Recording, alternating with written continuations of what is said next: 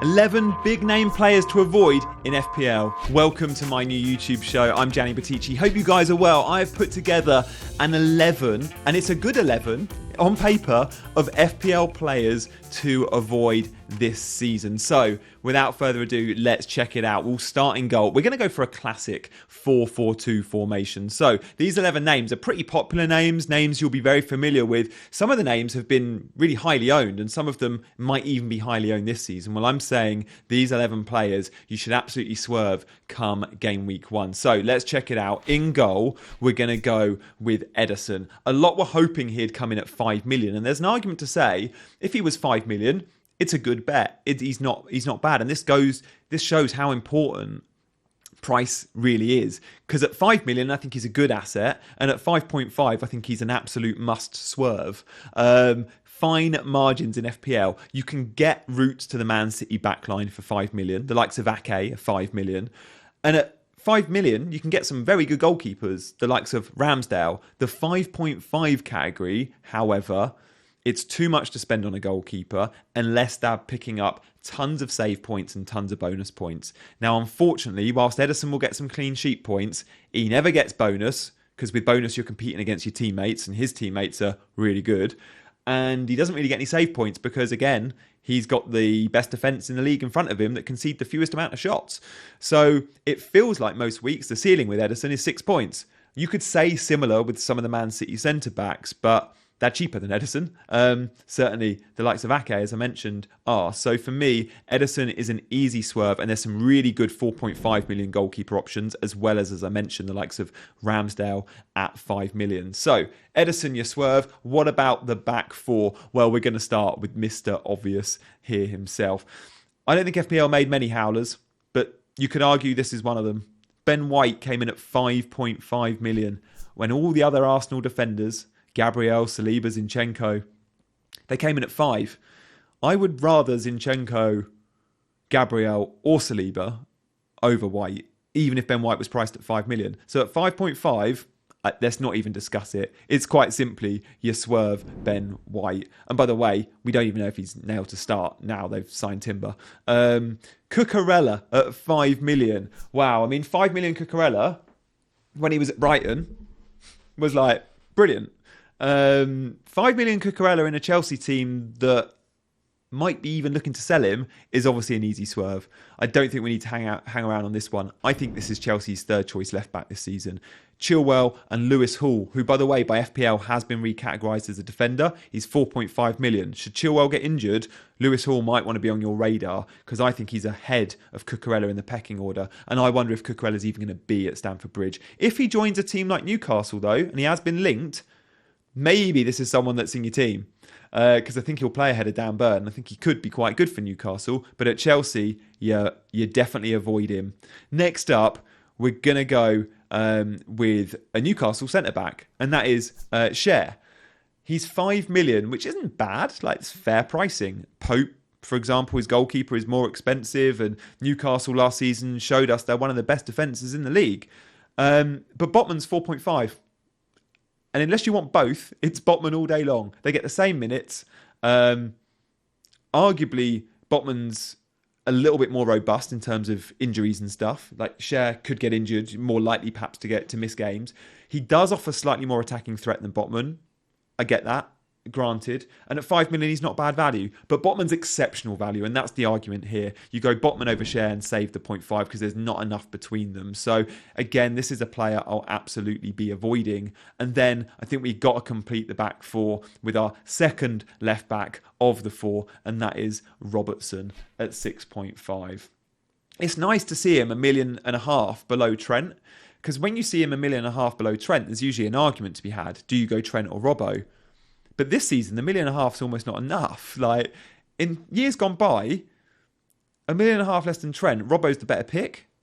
This season, I don't think it will be, especially if Trent plays that inverted role. Does that restrict Robbo going forward on the left? Because Trent is always in midfield playing right back. So I'm not so sure.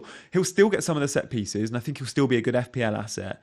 But when you look at it in isolation, you're paying 6.5 million for a defender with some upside, but he's not in one of the best defences in the league anymore. that Liverpool showed us last season, they're not nailed for clean sheets. So you'd want to pay 5.5 or 6 at best for Robertson, in my opinion. At 6.5, you just avoid him. An easy, hard avoid. There's players at 5.5, a million less than Robbo, like Chilwell and James, that offer arguably even more upside. So yeah, Robbo's, and they're not, most of these Chelsea fullbacks aren't even popular assets at the moment. They might become it, but they're not at the moment. So Robbo's a hard swerve. Let's look at the midfield. This is where it gets interesting. We're gonna look at a couple of new names that have just moved to other teams, and then some big names as well. And also up front, we've got one of last year's FPL superstars in this team that I'm telling you to swerve and avoid. Guys, thank you for liking and subscribing to the channel as well, by the way. Appreciate all the follows and subscribes. And by the way, Fantasy Football Scout do sponsor me for the season, so go check out their offer pre-season if you want to join the members area. I know most of you are probably already members, but you can sign up, and it's small change, and it's a pretty cool offering. You get access to so many cool tools with Fantasy Football Scout pre-season, so link is in the bio. So look, let's have a look at midfield. We'll start with some of those new signings. Havertz at 7.5 million. Nice to see him reclassified as a midfielder because Arteta has said he's going to play midfield. Will he get forward enough to get goals when you've got the front three ahead of him and Odegaard probably ahead of him as well in terms of closeness to the goal? I think Havertz is going to play the Xhaka role, which is at number 8. Xhaka was a little bit more advanced last year. I don't think he's a bad asset, but for me, you avoid him game week 1 because the Arsenal assets are precious. And already I want 5 of them, and Havertz isn't one of them. I would love Ramsdale, Gabriel, Martinelli, Saka, and Jesus, so I can only have 3 of them. So Havertz, for me, you have him on your watch list, keep an eye on him, but I don't think he's going to be an FPL asset this season at that price because he's too close to the big names. You know, most teams don't have Martinelli in at 8 million. He's arguably a much, much, much better asset than Havertz. McAllister at 6 million is going to be quite popular, guys, because a lot of casual managers will go on last season's points and go, someone that scored all these points, 6 million, playing for a better team in Liverpool. He's going to be pretty deep at Liverpool. I don't think he's going to be Mac 10 as he was at times at Brighton. He also won't have penalties at Liverpool. I don't think he'll have penalties. Szoboszlai could have them, but McAllister could have them, but you're pretty sure Salah's still on penalties. Surely, I know he missed a couple last season. So without the penalty appeal, playing a bit deeper, McAllister at 6 million ain't going to be the bargain that perhaps some think he will be. Solly March at 6.5 is interesting because I love Solly March. He was the first Brighton midfielder I owned last season when everyone was looking at Matoma and McAllister and at times Enciso. March was always in my team. I had Matoma and March at the end. And I do think March is a good asset, but I don't think you need him game week 1. And I'm still not convinced he's going to be a guaranteed starter because of João Pedro coming in, because Enciso can play on the right. You've got a lot of competition for places in those front 4 positions. You know, Welbeck and Ferguson, sometimes it's both, sometimes it's one of them. As I mentioned, Lallana, Gross can play higher up. In the absence of McAllister, could Gross be the number 10? Can Enciso play as the 10? Or do they put Enciso out wide? You've got Buonanotte who can play on the right-hand side and did when March was injured. Matoma is the only one that feels absolutely nailed for me on that left-hand side. March probably is nailed, but I'm not convinced 100% yet. And if you're comparing March and Matoma, Matoma's numbers are better. I was looking on the Scout members area earlier, and Matoma did outperform him last year. When you look at the minutes they each played, March got more minutes. So don't just look at overall points on that one. The 4th midfielder here is a big name. Kevin De Bruyne. I don't like saying it, and this could bite me. Kevin De Bruyne you avoid. Man City assets are highly valuable this season. Yes, we all know they're the best team. They're also the best attack. And they've also got the best fixtures. Having Haaland is not enough, guys. Like, don't think Haaland covers you for Man City because everyone else in your mini league's got Haaland. If you want to gain an edge and really benefit from Man City scoring lots of goals and winning lots of games, which is what they're going to do, you need more than Haaland. So I've got Foden, and you could argue Mahrez and Grealish and Foden all at 7.5 million. If and when they're starting games, they're exceptional value. For me, De Bruyne is just that little bit too expensive, isn't he? I wanted FPL to price him at sort of Rashford and Saka money, and if they did, there'd be a conversation to be had. But at 10.5 million, we don't even know if he's fit for this game week 1. We will know by then if he will be fit game week 1 for pre-season. He obviously got injured in the Champions League final. He's too expensive. Too expensive at 10.5. And yes, he will score you points this season, but will he score you enough to warrant going without some of those other 8 to 9 million assets in midfield, Sakas and Rashfords of this world, Bruno, Foden even. So for me, you got to go without Kevin De Bruyne. This could change. This could change after a few weeks, but at the moment, De Bruyne for me is a hard avoid. And then up front, Dominic Solanke was a big name last season in FPL. He overachieved, and for the run-in, I think he was a 5 million forward. For the run-in, he obviously went up in price.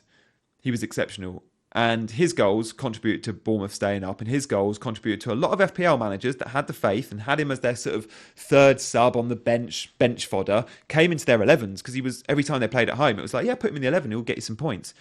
And Solanke did really well. FPL have been a little bit tight on this one. They've been generous in some areas, but with some of the forwards, Watkins is 8, I think Wilson is 8, Mitrovic is 7.5.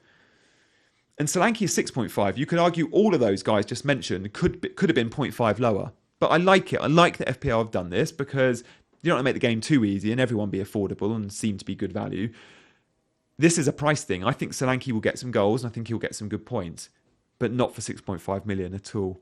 I'd want him at 5.5 again. Because of the team he plays for, I think Bournemouth could struggle again this year. I think they will struggle again. I know the new manager's got a reputation, but again, he's never managed in the Premier League. It's a group of new players. When you look at that squad on paper, it doesn't look much better than the newly promoted teams. Sure, it outperforms on paper the newly promoted teams just. But then you look at the other squads around it and you go, no, Bournemouth's the weakest. Bournemouth's the weakest squad on paper that stayed up last season, I think. So Solanke, you're not looking at 6.5 million. And then the other 6.5 million forward, Martial. If you're starting games, you could say you're getting the Man United number 9 for 6.5 million. And you can't argue with that. That's good. That's really good. It doesn't matter who it is. The Man United number 9 at 6.5 should be a good thing. But it's a player that we don't know if he's going to be picked. Because Rashford can play there, and surely Man United buy a 9. And if one of those two things happen, Martial's not getting a look in. And under Ten Hag, he has flattered to deceive, to the point where Weghorst at times was having to come in and he didn't do well, but offered at times even more than Martial, especially off the ball, which again Ten Hag wants. He wants pressers, he wants hard work. And Martial doesn't offer much. He's not a Ten Hag striker for me. And he's a hard avoid. I don't think he's going to get much game time. We need United to buy, but even if they don't, I'm not convinced. Also, I know they're only injured till they're injured, and it shouldn't put us off buying players. Reece James's injury record doesn't put me off buying him. I'm like, when he's fit, I want him on my team, and if he's fit, I'll buy him. But Martial feels even more than that, even more of a risk than that. There's very few players I can name in the Premier League. Danny Ings, I remember thinking it years ago, although I think he's proved me wrong. I'm like, you're just always getting injured. If you never get a game, you never get a run of 3-4 games. After you might get 2, and then it's like, oh, I need a rest, or oh, I'm injured. Especially for a team that plays midweek football a lot, involved in European football, goes far in the domestic cups. Yeah. He's a swerve for me. So look, this is an impressive 4-4-2 team on paper. It's not a bad team at all. You've got some popular assets last season in there. You know, I owned Havertz a lot last year. McAllister was a go-to for many. Solly March was so highly owned. Ben White too. In years gone by, Cucurella, Robertson, all been really popular. Martial at Solanke last year, and De Bruyne is super popular too. Ederson was owned by loads in the FPL community last year. But for me, each and every one of these 11 players you can avoid for game week 1. Guys, I hope you've liked the video. Let me know. This is something a little bit different today, wasn't it? So let me know in the comments if it's the style of video you like. And obviously, if you want to support the channel, you're doing that by hitting the like button every time. So thank you. And also, you're subscribing en masse as well, which is awesome to see pre-season. So do hit that subscribe button if you're new around here. Loads of pre-season content planned. And guys, one more thing. You got to think about joining my mini league. The code is on screen now. And yeah, I'm looking forward to hopefully loads of my subs in that mini league, and hopefully not too many of you beat me, but I'm thinking the quality is going to be pretty good this season. So do join my mini league, and I'll see you very soon for some more FPL pre-season content.